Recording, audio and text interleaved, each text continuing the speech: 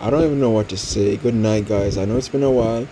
I've been winning for the last 2 weeks, and then yesterday I traded, and Sunday and I took two massive L's. I think I'm down probably 900. But I want to talk about this trade on scene, right? And I just wanted to talk about this trade. I just closed this trade a while ago, even though it's going deep in profit right now. But I'm satisfied with my results are. I could have held a little longer, however I didn't. I took my profits right here, even though my take profits is all the way up here. I'm satisfied. You won't get no complaints from me. And I'm gonna show you. I just closed out 150 US. Right then and there. Could have held the position a little longer. We're not being greedy because Sunday and Monday I took massive L's because I was not patient. I was not trading how I know I can trade and how I'm supposed to trade, and it cost me. And I was like, hey, the last 2 weeks, what have you been doing right? Why haven't you been looking at that? What have you been doing right? And I was like, I went back to my trading journal and I was like, what have I been doing right? Why have I been so successful the last 2 weeks? And I realized because I've been looking for my setups and I've been taking my setups properly. And once I see them, I take them. Now let me just show you guys what I'm talking about. Now I've been reading the Candlestick Bible, of course, the Candlestick Bible, and I've been really zoned in on different setups, different patterns, and been trying to understand the market as it is. I've been reading news as well to get better, to see what my currency is doing. I realize now that I'm a GBP person. Like, definitely I can go to bed and I can leave my trade and I am almost sure of winning that trade. So that's what I trade now. That's what it is. And for a lot of persons think that this is a small move. It's not a small move. It's actually a big, massive fucking move. It's just that I'm zoomed out. Let me zoom in to show you what this really is. Right? This is 45 pips right here. This is 45 pips from here to here. And of course, yes, I did enter right here. And persons are gonna ask, how did I get this entry right here? No, I realized this was a head and shoulders pattern. Right? This is the head. Right here is a little shoulder. Still shoulder. However, what I did was I waited for my candlestick confirmation. And I was watching a YouTuber the other day. His name is Otis Hill. I was watching something and he said that there's this specific pattern that he made a lot of money off. And I saw it. I think he said it's on page 97 or 79. Oh my word. To find that now. Let me just give me a minute, guys. Let me search for that pattern to show you guys. Yeah, this is it right here. Yeah.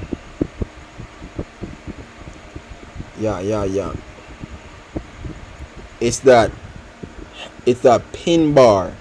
Yes, that's what he said. He said look for that pin bar pattern, right? For reversal. We call it a hammer, but it's that pin bar. And I was looking and he showed an example. I watched him. He showed an example. And I did not notice. Majority of my setups that I take, they're pin bars. But as I said, that's the one thing as a trader that I needed to brush up on, my candlestick patterns.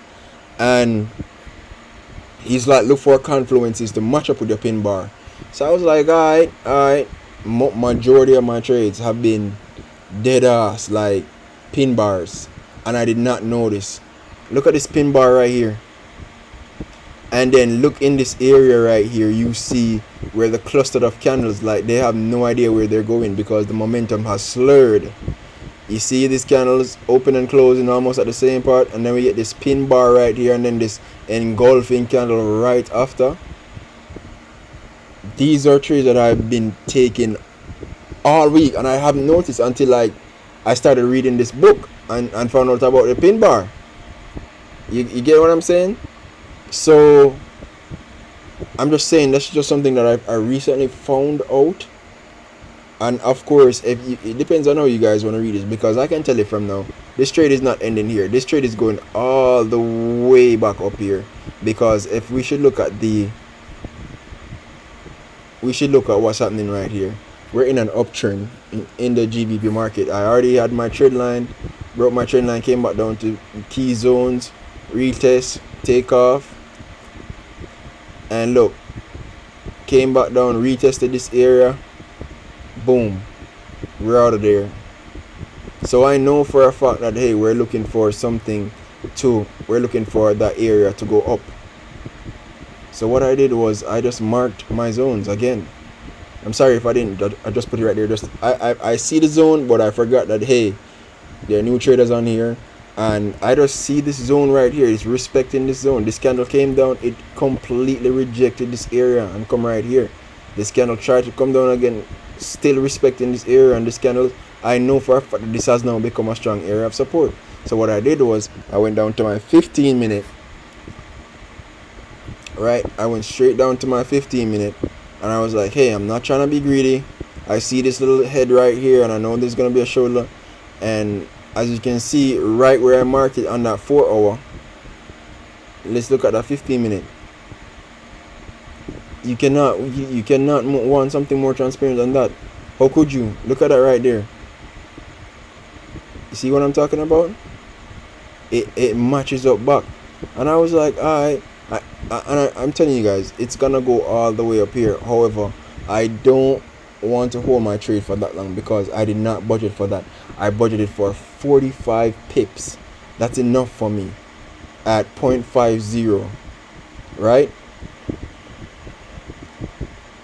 45 pips at 0.50, and I had my little risk to reward right here of 25 pips. However, it's not even 25 pips, because let me tell you something about the pin bar, guys. When you see a pin bar, right, your stop loss should be right at the bottom of the wick of the pin bar. Why?